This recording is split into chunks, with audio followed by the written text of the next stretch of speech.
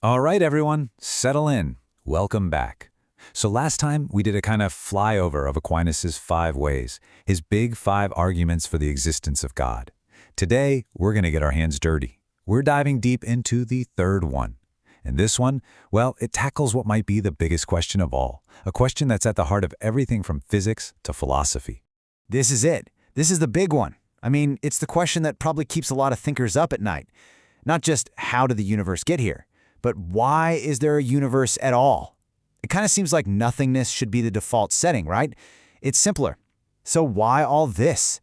I guarantee every one of you has asked yourself some version of this question before. And this is where Thomas Aquinas steps into the ring. He was not a guy who shied away from the heavy-hitting questions. His third way, the argument from possibility and necessity, is his swing at this very puzzle. Now listen, this is probably his most misunderstood argument. Seriously, at first, it looks like it's all about a beginning, but as we're about to see, what's really going on is a lot weirder, and frankly, a lot more interesting than that. Okay, so let's start with the way most people first encounter this argument. They see it as a kind of logical chain reaction. Like a line of dominoes. One thing has to cause the next, which causes the next, and if you go back far enough, there must have been a first finger that pushed that first domino. So let's walk through how he builds this case step by step. Aquinas kicks off with a really simple observation. Just look around. Things come into existence and they go out of existence. You, me, the trees, the stars, all of it is what he calls contingent. They don't have to be here. So from there, he says, okay, what if everything was like that? If everything has the possibility of not existing, then if you had an infinite amount of time, eventually that possibility would have to happen for everything. You'd hit a moment of poof, total nothingness. And here's the kicker. If there was ever a time of pure, absolute nothing, then nothing could exist now. You just can't get something from nothing. But obviously, we're here. Things exist. So his conclusion?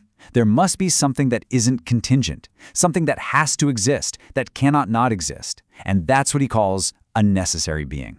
So at a glance, it seems pretty simple. Things that come and go need a cause. You can't just have that chain of causes go back forever. So there had to be a first cause to get the whole thing started. A beginner for the beginning. But I'm looking at you all, and I know many of you have a physics background. And I'm willing to bet a big, flashing red objection just popped into your heads.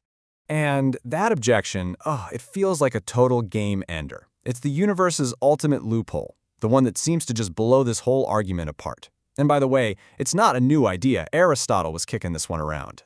Exactly. There it is. What if the universe is eternal? What if it's just always been here?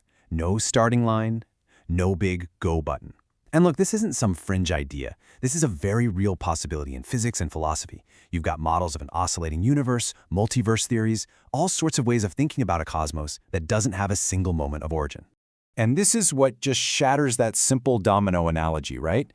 If the chain of causes just goes back forever and ever, then every contingent thing is just explained by the contingent thing that came before it. There is no first domino, so there's no need for a finger to push it. Argument dismantled, case closed, we can all pack up and go home, right? Well, not so fast. This is where the whole thing takes a really fascinating turn, because to really get Aquinas' argument, you have to know what he thought about the very objection we just raised, and his position is probably going to surprise you.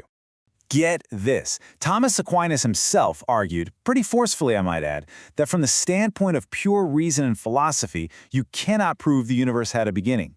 He saw an eternally existing universe as a perfectly logical, coherent idea. Now, he personally believed it had a beginning, but, and this is the absolute key, he was very clear that this belief came from his faith, from what he called divine revelation, not from a logical proof or scientific observation. This changes everything. Do you see? If Aquinas himself was totally okay with the idea of an eternal universe, then his third way cannot be an argument about a first domino in a chain stretching back in time. It's not an argument against an infinite past. So what on earth is he actually getting at? The key, the absolute secret decoder ring for this whole thing, is to understand a critical distinction Aquinas makes. For him, the idea of a temporal beginning and the concept of creation, what philosophers call ontological dependence, are two totally different things. They are not the same idea at all. Okay, so a temporal beginning, that's a historical question. It's about an event, like the Big Bang. A theory, by the way, that a priest and physicist named George Lemaitre would propose centuries later. That's one thing. But for Aquinas, creation is a metaphysical question about right now. It's not asking what started the universe. It's asking what sustains the universe in existence from moment to moment to moment. Let me give you an analogy. The argument isn't about finding the cause that lit the fuse on a firework billions of years ago. It's asking, why is the light from that firework still burning? What is holding every single atom, every contingent thing, in existence at this very instant and stopping it from just winking out, slipping back into the nothingness it came from? This makes a lot more sense when you realize that Aquinas' word for cause, causa, means something much broader than our modern scientific idea of one billiard ball hitting another. As the scholar Brian Davies points out, for Aquinas, causa is much closer to our word explanation.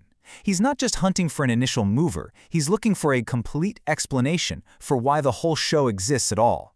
And this is how we can see that Aquinas' project and modern science aren't actually in conflict. They're not even playing on the same field. They're asking completely different kinds of questions.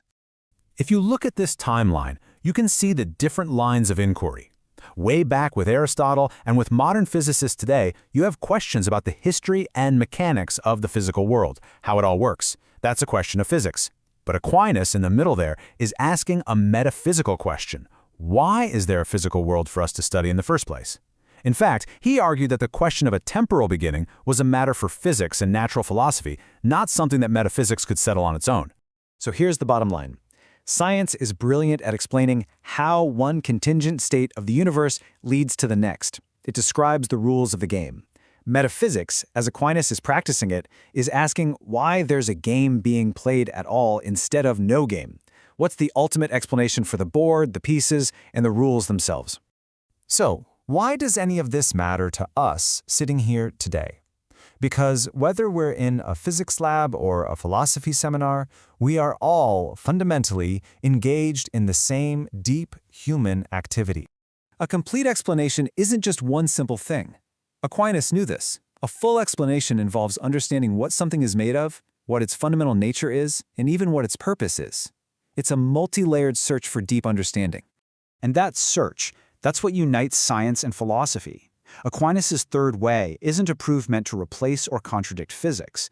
It's a philosophical invitation that begins after physics has had its say. It invites us to look at the entirety of reality, even a potentially eternal one, and ask, what is holding all of this up? What is the ultimate explanation? And that brings me to the final question I want to leave you with. Whether you find Aquinas' answer compelling or not, his question is still hanging in the air. What would a truly complete explanation for everything, one that leaves absolutely nothing else to be explained, actually look like? Is something like that even possible? I want you to think about that. We'll pick it up there next time.